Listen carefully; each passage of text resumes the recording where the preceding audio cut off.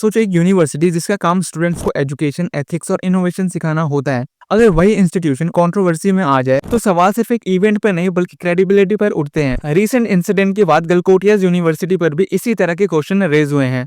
Criticism का main point ये है कि यूनिवर्सिटी सिर्फ डिग्री देने वाली जगह नहीं होती बल्कि फ्यूचर इनोवेटर्स और लीडर्स बनाती है। अगर किसी इवेंट में रिप्रेजेंटेशन क्लीन ना हो या कम्युनिकेशन में कंफ्यूजन हो तो स्टूडेंट्स के लिए गलत एग्जाम्पल सेट हो सकता है।